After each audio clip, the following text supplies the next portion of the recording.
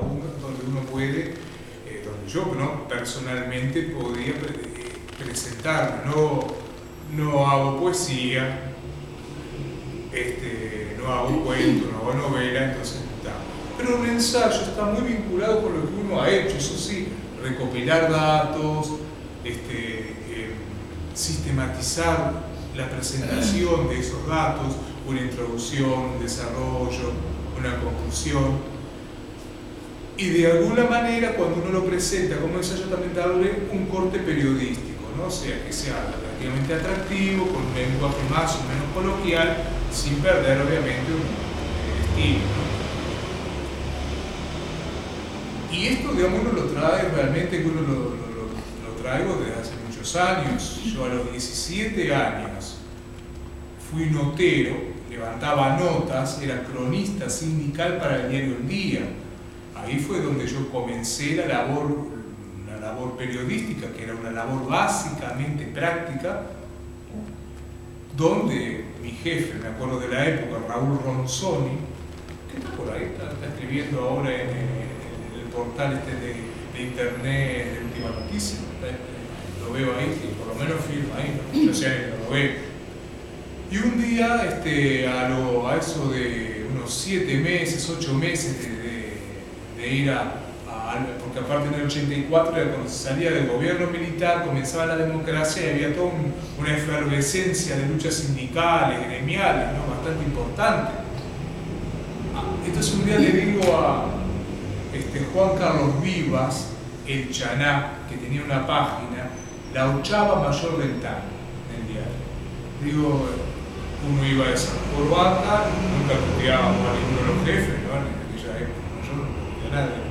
Le digo, le golpeo, me atiende y le digo, me mira, me dice, ¿qué quiere? ¿Quiere hacer una pregunta? ¿Podría hablar un poquito con usted? ¿Sí? Me siento, me gustaría escribir de tango. ¿Habrá la posibilidad de que salga tráigame algo? Vamos a ver.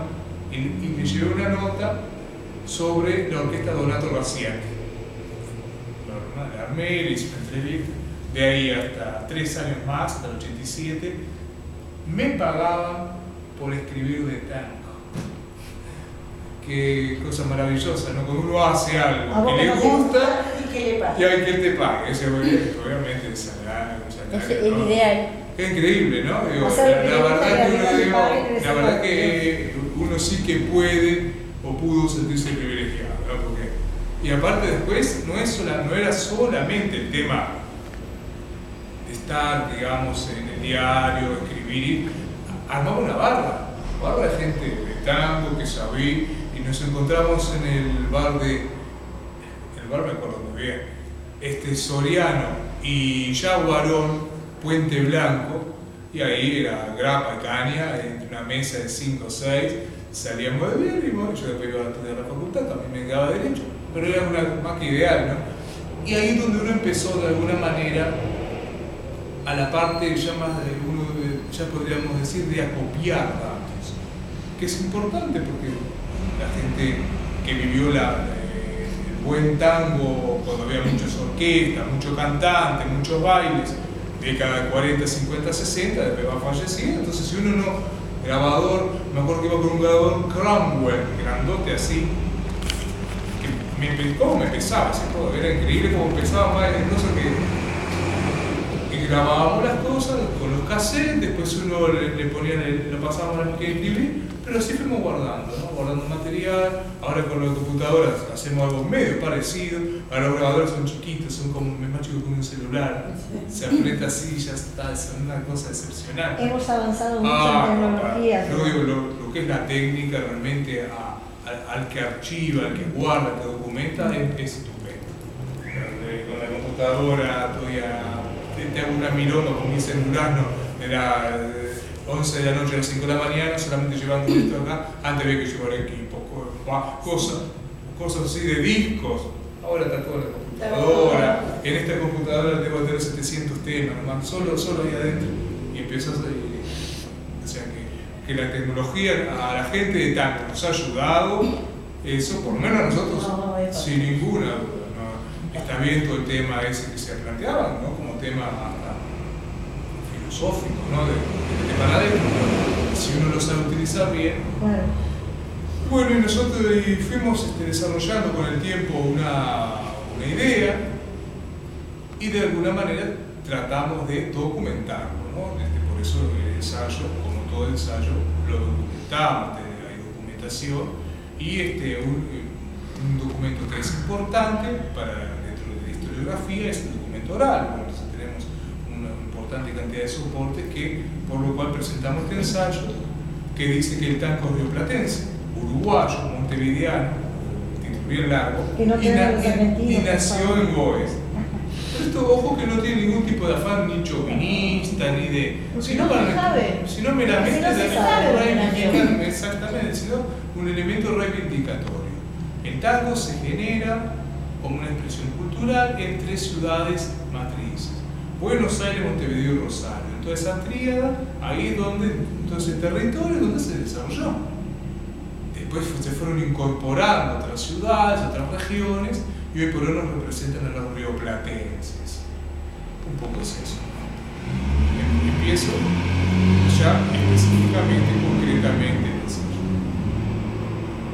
El tango es uno de los pocos objetos de estudio que ha recogido un enorme bagaje documental, pero también muchas afirmaciones inexactas, fáciles, poco rigurosas, nada certificadas.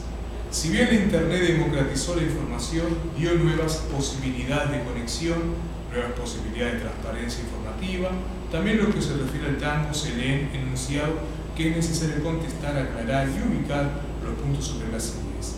Se niega el carácter rioplatense del tango, se niega el aporte desde el génesis mismo de Montevideo. Este ensayo pretende demostrar la paternidad del mismo, justamente con un aporte oriental imperecedero para la historia del género más representativo del Río de la Plata, el tango.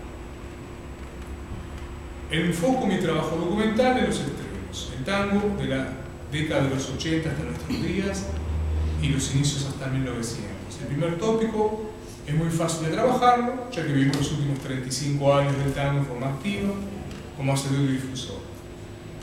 Esta música sensual y probablemente de las más difundidas que se conocen, lo que mejor sintetiza al rioplatense en el mundo y también al oriental uruguayo, sinónimo de oriente, del río Uruguay, dentro de nuestro país. Los primogénitos cultores de nuestro tango, como suele pasar, fueron mal vistos, debieron ejercer su credo entre ellos. Pero el tango, como un viento incontenible, volvió al mundo, nostálgico, sensual, irónico y lleno de pasión. Sí. Así como suele suceder con las expresiones culturales masivas, lentamente, tal si se colocara una piedra sobre la otra y otra más. Alguien arrimará un poco de armasa y, entre algunas maderas imprescindibles, la estructura tanguera fue tomando forma lentamente. Los rioplatenses creamos al tango. De la génesis del tango no hay fuentes primarias que nos hablen de los inicios. No había filmaciones, no tenemos material, digamos, como para documentarlo. Se lee las posturas negatorias del origen rioplatense. Se afirma tan sueltos de cuerpo que el tango nació, se desarrolló en la República Argentina y que luego pasó en la década del 10 en Uruguay. Un poco eso es el esquema facilista, digamos, que se utiliza. Mucho tiempo transcurrió entre el momento en que se empezaron a escuchar los primeros acordes tangueros hasta que finalmente tomaron sus verdaderos compases, por lo menos los más difundidos. Este fue un proceso, tiene un tiempo de transición, duró aproximadamente 3 décadas, pero claramente llegó a consolidarse y solidificarse una estructura básica que, más allá de los ritmos, las marcaciones y etapas de sufrido, indudablemente llamamos tango. Como expresión artístico-musical, tiene como marco informante a la canción folclórica campera, a la habanera, a los ritmos andaluces y más en Montevideo que en Buenos Aires también a la música afro. La Valera llega de Cuba, de la capital cubana, vía España, con movilidad artística y pasa del salón a salón para diferenciarlo del llamado tango andaluz, las crónicas